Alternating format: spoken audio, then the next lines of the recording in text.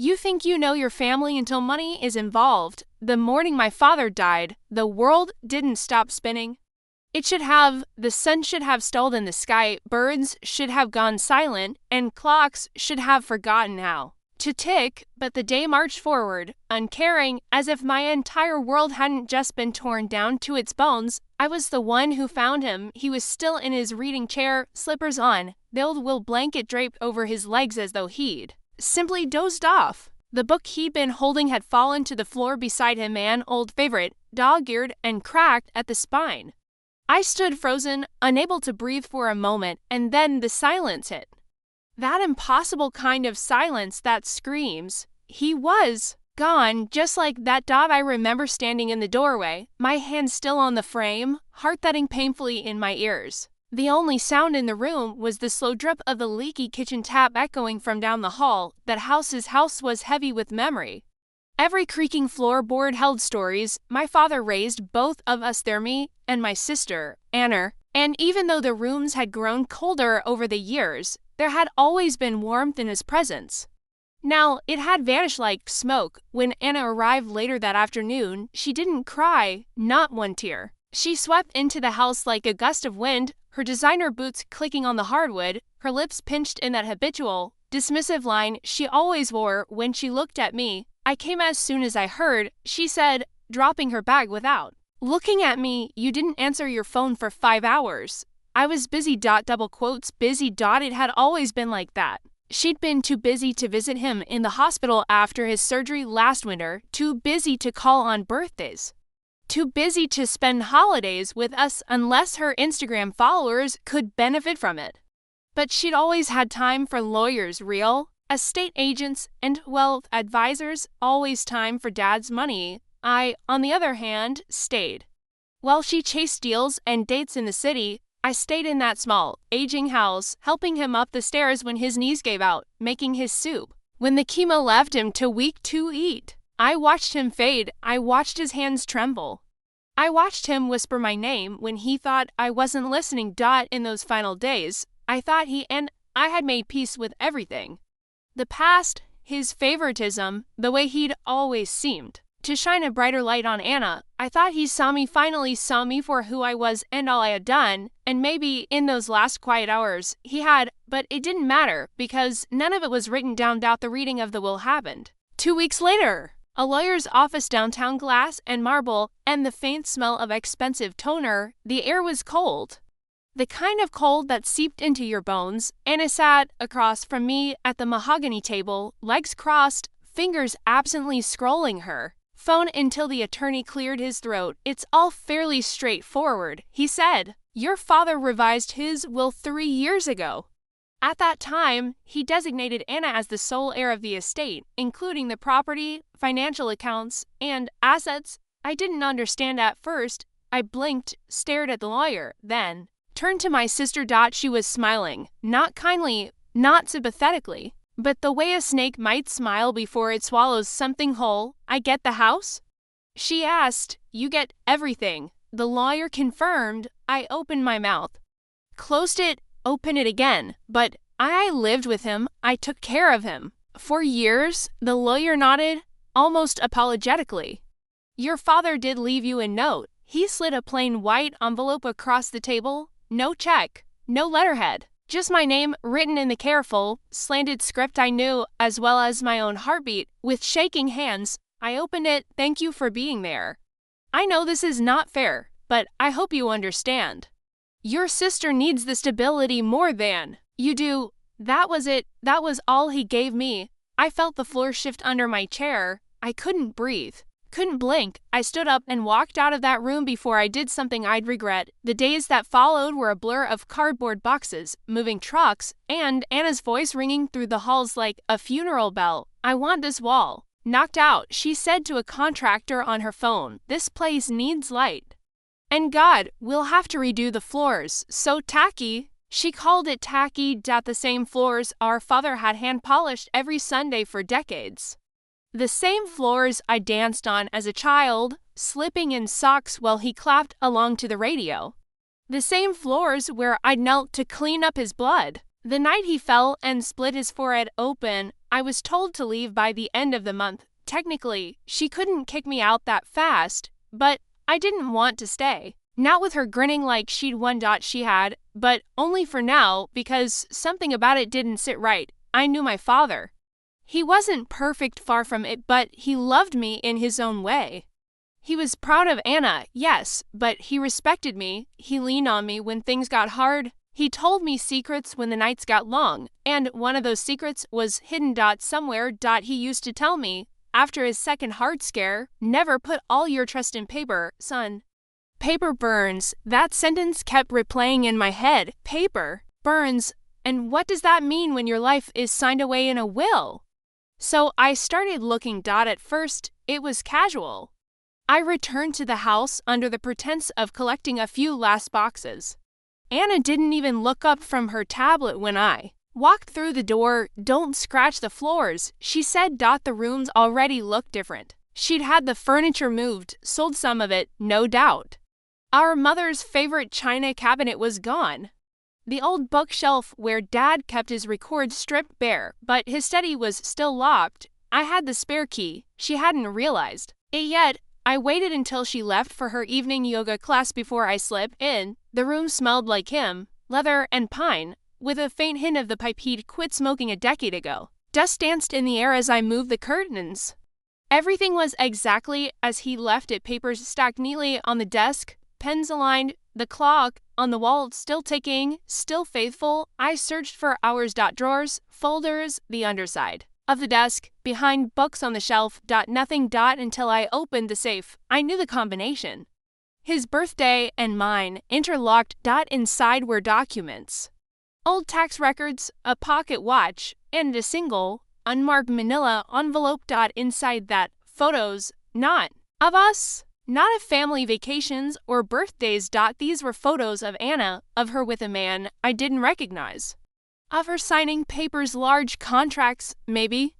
And just one that made my blood run cold, a blurry image, clearly taken in secret, of Anna standing in a hospital hallway, talking to our father's doctor, shaking hands, smiling. The timestamp was from 2 weeks before Dad changed his will. That night, I couldn't sleep. I stared at those photos again and again, trying to piece together what I was seeing, and then I remembered something else. The second heart scare when Dad was in the hospital for 3 days, confused and drifting in and out. I had been called away for work, just 2 days. But Anna had flown in suddenly, said she wanted to help. He stayed in town for a week. That's when the will had been changed, and that doctor now, I remembered his name, I remembered how oddly dismissive he had been when I asked about Dad's condition afterward. How he brushed off my questions. As if he didn't want to talk. Something had happened, something Anna didn't want me to know, and that's when it started. The plan, the slow, meticulous, careful unwinding of everything she thought she'd built. If she wanted to play with paper, I would bring fire, but not yet. Let her bask a little longer in her stolen victory. Let her renovate. Let her sip wine on the back porch while thinking the world was hers, because I had just found the match, and all I needed was the right time to strike. I didn't confront her, not yet. You only get one real moment in war where your enemy doesn't see the blade until it's halfway through their back. I wasn't about to waste that. Instead, I smiled. I texted her 2 weeks later. Hey, want to do lunch? I'd like to talk. No tension this time. Just us, she responded with a thumbs up emoji and a reservation time. Typical Anna, efficient, rehearsed, and just detached enough to seem untouchable. We met at a place she chose, some rooftop spot overlooking the bay. The kind of place where salads cost as much as a week's groceries and the glasses of wine are so fragile you're afraid to breathe near them. She was already there when I arrived, sunglasses perched high on her head, sipping something clear, with a sprig of rosemary poking out. You look better, she said with fake warmth, less like a ghost, finally. The grieving look doesn't suit you, I smiled.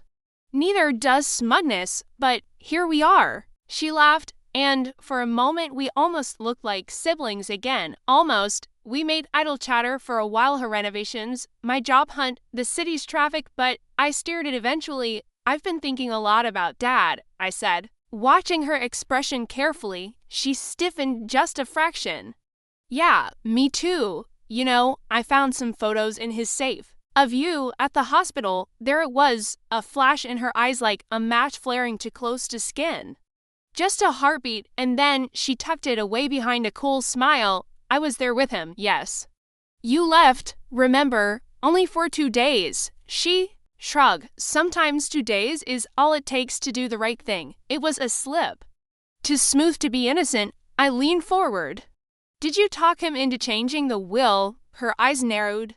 That's a bold accusation. I haven't accused you of anything. She leaned back in her chair. Let it go, brother.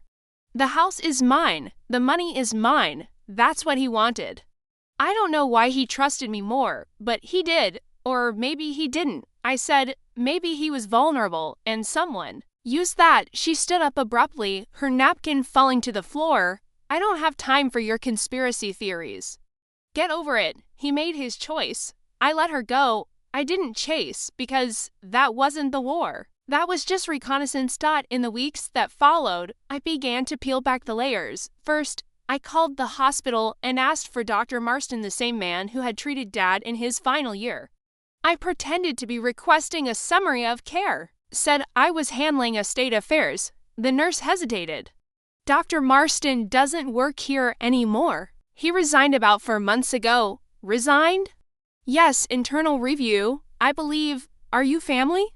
Son, there was a pause on the line. Then, you may want to request the report officially. I did, and what I got back made my blood chill. The notes in his file were vague, too vague. Terms like elevated anxiety, uncharacteristic confusion, recommendation for conservatorship evaluation. The dates aligned exactly with Anna's visit, and the will change. One particular note stood out, patient heavily influenced by visiting relative. Psychological reevaluation advised, but refused. Proceeded with legal alterations despite mental health concerns. That's the thing about medical reports. They don't outright say he was manipulated, but they give you just enough rope to hang someone with. Anna had been smart, but not smart enough to erase everything. Now that I had the match, I needed dry kindling, and I knew just where to find it. Anna had never been careful, not when it came to appearances, and certainly not with her social life. I reached out to Tom. Tom was her ex-fiance. They had been engaged 5 years ago before she walked out on him 2 weeks before the wedding, claiming he lacked ambition. What she meant, of course, was that his startup didn't hit 6 figures fast enough, but he remembered. Oh, he remembered we met at a bar near the train station. He looked older, wearier, but he still had that quiet, careful anger in his voice. When he talked about her, she's always had a way of turning everything into a performance, he said. Never really knew when she was telling the truth or just setting the stage. Did she ever lie about legal stuff, documents, signatures? He sipped his drink. Probably. Why? I slid a copy of the hospital report across the table. He read in silence. Then he whistled low. You think she did this? I don't just think, I know. He leaned back and grinned. So what's your plan? I want her to fall, not just socially, not just emotionally, legally. Tom smiled. You need receipts? Then we dug together. He still had access to some old shared files, business emails she'd forwarded to herself, scanned documents, even one with a signature that looked suspiciously like Dad's, but not quite keen enough I could spot the shake in the stroke. The inconsistency. Forgery. With that, I contacted a lawyer, quietly, an estate fraud specialist. I gave them everything, the photos, the hospital records, the altered documents. I didn't want a trial, not yet. I wanted pressure, the kind of pressure that cracks marble. But before any papers were filed, I decided to pay Anna one last visit. She was in the living room when I arrived, barefoot, drink in hand. The renovations had been completed, expensive chandeliers, sleek furniture, marble countertops that didn't belong to our family's story. This is a surprise, she said, her voice smooth. Decided to let go of your obsession. I looked around. Nice house. Cold though, it wasn't built to be warm. It was built to impress. She always said more than she meant to. I sat down on the edge of the armchair. Our fathers Old chair, now reupholstered in some modern, lifeless gray. I'm here to tell you something. She raised an eyebrow. I know about the doctor. About the manipulation, about the forgery. Her face didn't change. She just blinked, slowly. You're bluffing. I have the documents. The emails, a lawyer, and a partner who used to be very close to you. That got her. Just a crack, but enough to see the gears turning behind her eyes. You don't want to do this, she said finally, her voice lower now. Oh, but I do. You took everything. You took his house, his money, and his name, man. You did it by making him look crazy. You broke him, Anna. You poisoned his last days. You think you were his favorite? You think he loved you more? She hissed, standing now. He pitied you. That's why he kept you close, because you couldn't make something of yourself without clinging to him like a barnacle. I stood too. Maybe he pitied me, but he never feared me. She froze. I took a step closer. You watched him get weaker, and instead of holding his hand, you grabbed his wallet. And now, all those walls you built, they're hollow. She said nothing. I reached into my coat and placed a small USB on the table. That's a copy. The lawyer gets the original next week, unless you fix this publicly. You return what isn't yours. You confess that the will was altered under duress. She clenched her jaw. And if I don't, then the name you care about so much, the empire you're trying to build, it burns.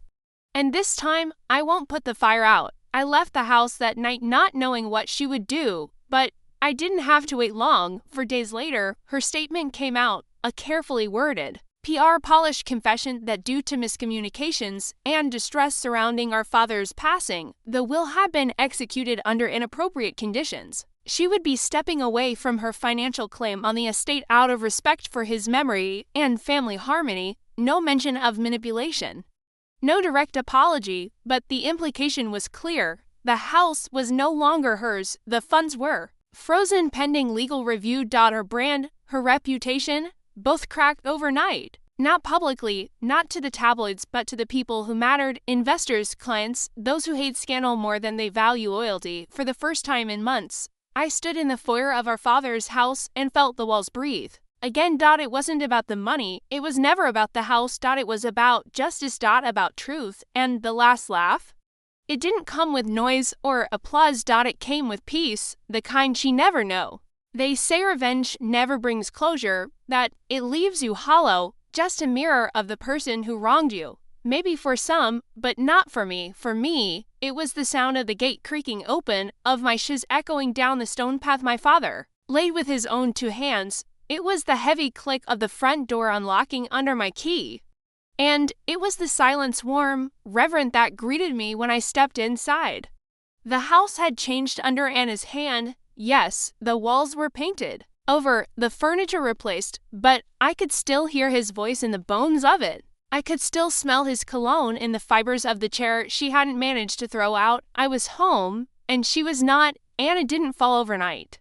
Her kind never do. They fall in stages, slow, jagged, and always clinging to something as they go down. Her public confession was followed by a cascade of questions. Investors began to pull out of deals. Articles started to circulate, quiet at first, but gaining momentum.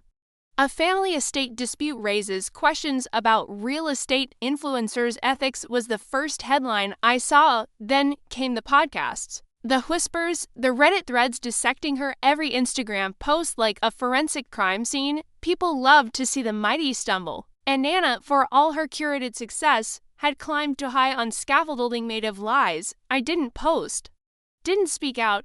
I remained exactly where I belonged, silent, steady, watching. But one thing I hadn't expected? She reached out. The message came late one night, a simple email, no subject line. You got what you wanted. You happy now? I stared at it for a long time, then typed, not happy, just at peace. I hope someday you find that too. I didn't send it. I deleted it. She wasn't owed my peace. Not after what she did. Instead, I archived her message and shut the laptop. Let her wonder. Let her feel the silence I'd endured for years. I moved back into the house slowly. Room by room. I peeled away what she had layered on top of Dad's memory. I sold the high-gloss furniture, donated the minimalist light fixtures, stripped it down to its bones, but I didn't restore everything. This wasn't about living in the past.